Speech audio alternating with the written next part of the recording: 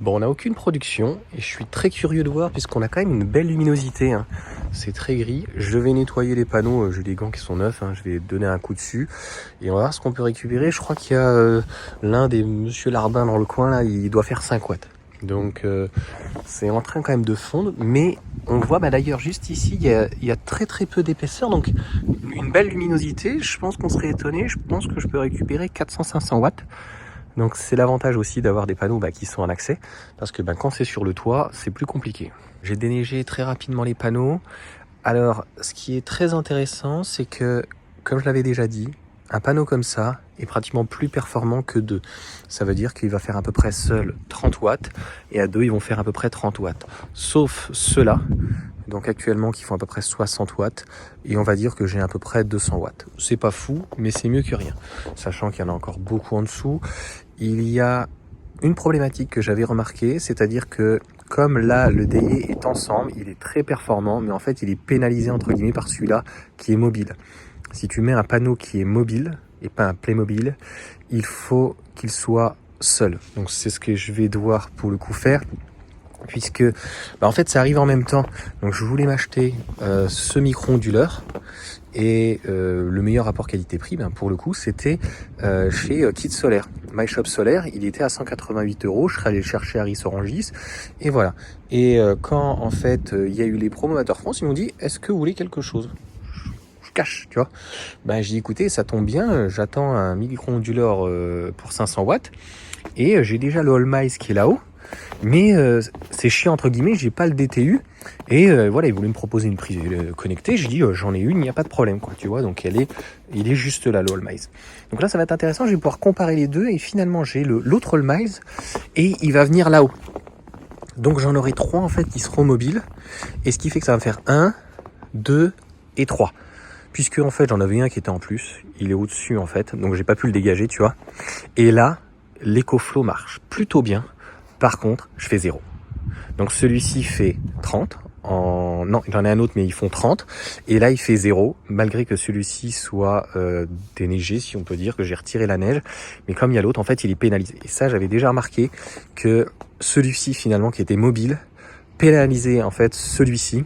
Et donc, il vaut mieux. Et d'ailleurs, si tu les prends par deux, tu les mets, si on peut dire, le plus fixe possible, en fait. Si tu prends un micro-onduleur de 4, eh bien, si tu en mets un, mettons est, 2 sud et un ouest, en fait, le micro-onduleur, je ne sais pas pour quelle raison, je ne suis pas assez technique là-dessus, je ne peux pas tout savoir. Si vous le savez, vous me le dites. Eh bien, il va perdre en rendement. Et d'une manière vraiment très forte, c'est-à-dire que même il va faire perdre un peu de rendement à l'autre panneau. Donc, par exemple, ceux-là vont être intéressants quand on va être plein ouest, alors que ceux-là, dès que je suis plein sud, ils vont quand même m'envoyer des fois même plus que celui-là. Par contre, à un instant T, il va quand même m'envoyer 700, 800, ce qu'il ne peut pas faire. Donc là, le DI monte jusqu'à 1000. Et c'est ça qui est embêtant. Et là, je le constate réellement. Il faudrait pratiquement que je le débranche pour voir si ça ne le pénalise plus et que là, il est à 0. On se reprend pour le bilan. Je vais peut-être, si j'arrive à aller derrière.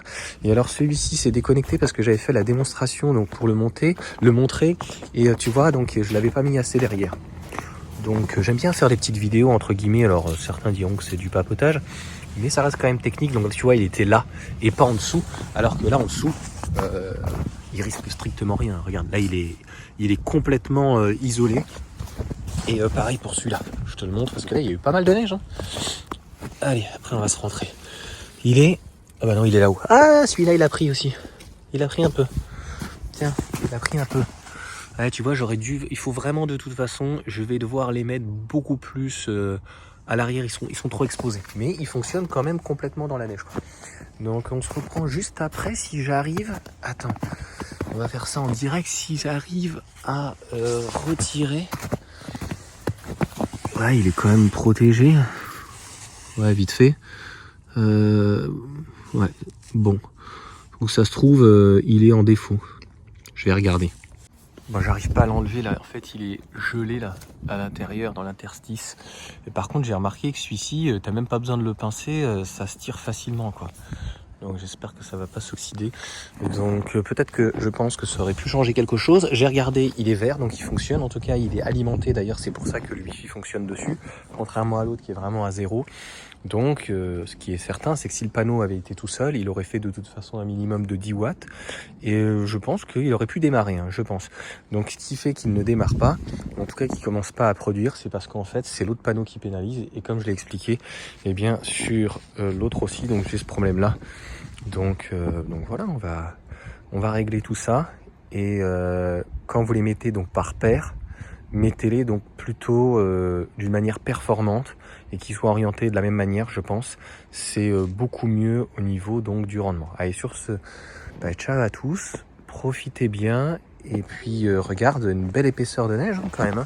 Ça fait très longtemps qu'il n'y avait pas eu, donc bon les enfants, il y en a qui n'ont pas école, ils vont pouvoir un petit peu aller dans le jardin.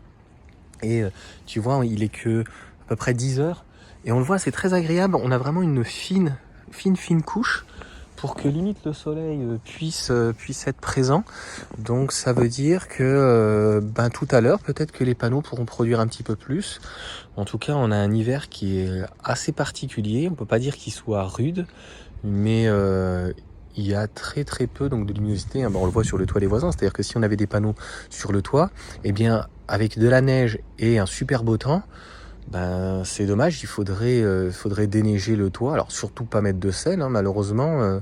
La seule chose qu'on peut faire, c'est l'enlever tout de suite avant que là tu vois, il y a des endroits où j'ai pas pu parce que c'est dur, c'est dur comme de la pierre. Ouf, tu vois. Donc là c'est voilà, je vais pas me prendre la tête, mais en tout cas si je peux les orienter tout à l'heure et qu'il y a un petit peu de soleil et monter à 400-500 watts, ça sera plutôt pas mal. Allez, ciao à tous.